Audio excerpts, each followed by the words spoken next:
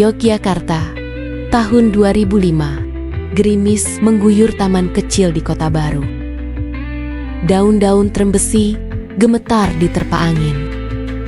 Di bawah pohon tua, dua anak berusia 9 tahun saling berteduh di bawah payung merah. Raka, bocah pendiam, berkacamata, anak dosen VIP UGM. Laras, gadis kecil bermata besar, putri tunggal seorang penjual batik di Pasar Beringharjo. Mereka berteman karena sama-sama sering dititipkan di perpustakaan kota oleh orang tua mereka. Setiap kali hujan turun, mereka bermain teka-teki dan menggambar cerita di buku kosong.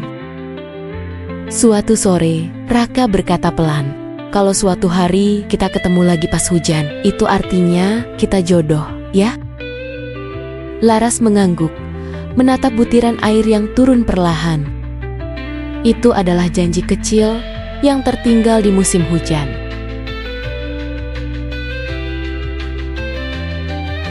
Laras, kini 28 tahun, kembali ke Yogyakarta setelah 10 tahun merantau di Jakarta sebagai ilustrator buku anak-anak. Ia pindah ke rumah warisan neneknya di Jalan Sagan, sebuah bangunan gaya Indis dengan jendela kayu besar. Aroma kayu lawas masih tertinggal. Kota ini terasa seperti buku tua yang baru dibuka kembali.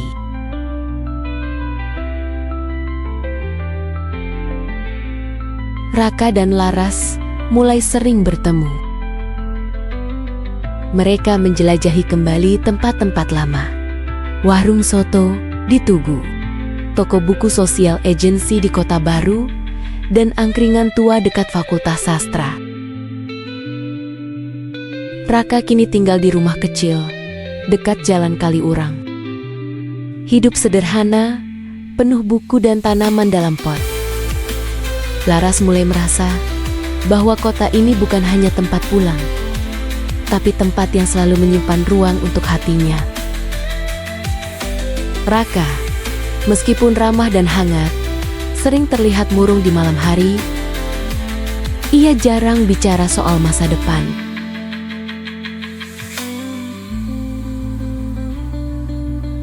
Suatu malam, Laras tanpa sengaja menemukan catatan di balik rak buku milik Raka. Tertulis dengan tangan pada secarik kertas bergambar tram besi. "Jika aku mati sebelum menikahinya, setidaknya biarkan dia tahu aku mencintainya sejak pertama kali melihatnya di bawah hujan." Laras gemetar. Ia langsung mendesak Raka menjelaskan. Raka akhirnya mengakui bahwa ia mengidap kardiomiopati restriktif, penyakit jantung langka yang pelan-pelan melemahkan otot jantungnya.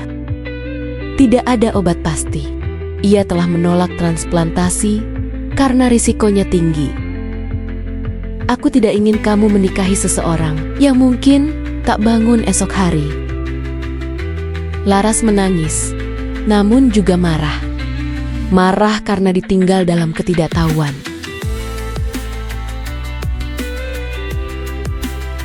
Beberapa hari kemudian, Raka mengajak Laras ke pasar Kelitikan di Pakuncen.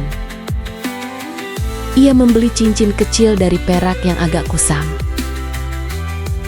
Di belakang pasar, mereka duduk di bangku kayu tua. "Ini bukan lamaran. Ini janji. Kalau kamu masih mau, kita bisa menikah sekarang." Laras mengangguk. Mereka memutuskan menikah sebulan lagi di sebuah kapel kecil di Kaliurang. Bagi Laras, 1 bulan dengan Raka lebih baik daripada seumur hidup tanpa mencintai.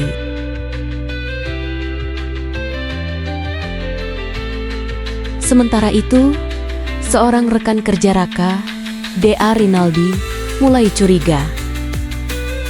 Ia menemukan bahwa Raka diam-diam rutin ke bagian radiologi untuk pemeriksaan tambahan. Ia juga memalsukan beberapa laporan kesehatan agar Laras tak mengetahui tingkat keparahannya. Rinaldi memperingatkan Raka, "Kau bisa mati kapan saja, setidaknya biarkan dia tahu risiko sebenarnya."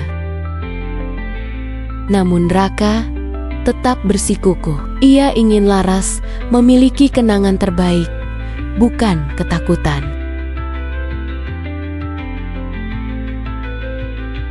Seminggu sebelum hari pernikahan, mereka berziarah ke makam nenek Laras di Imogiri. Di sana, Raka berbicara pelan. "Kalau nanti aku pergi duluan, jangan simpan abu cintaku di altar, tapi tanamlah di tempat hujan jatuh." Laras menatapnya. Ia tahu Raka bersiap pergi, tapi ia tak akan menangis sekarang. Hari pernikahan tiba. Hujan turun sejak pagi, seperti melengkapi puisi yang belum selesai. Kapel kecil di lereng Kaliurang dipenuhi sahabat dan keluarga. Laras tampil anggun dalam gaun putih sederhana berhias renda.